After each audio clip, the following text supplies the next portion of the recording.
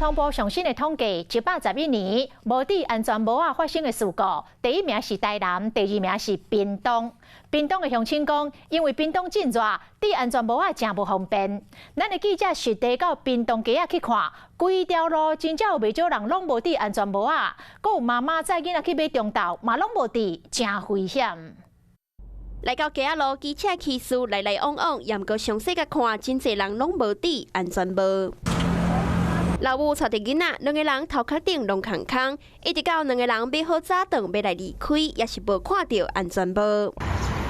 另外一边，一个骑士骑奥多摆骑过来，头毛予风一直吹，同款无戴安全帽，也毋过是安怎无要戴咧？我要去田里啊！我要去田里，哎呀，很近是不是？旁边而已。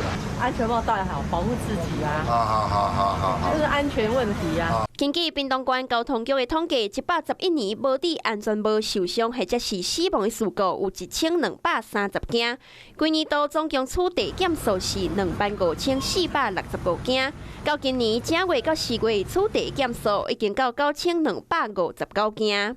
因此，本分局每周均针对易违规之时段、地点，规划取缔未戴安全帽勤务。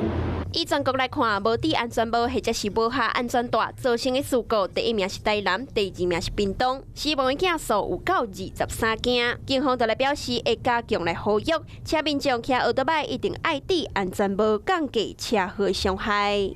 Hello， 我是林仙怡。想要掌握最及时的新闻资讯吗？赶快订阅、按赞、开启小铃铛，锁定华视新闻 YouTube 频道，也不要忘记收看华视新闻杂志哦。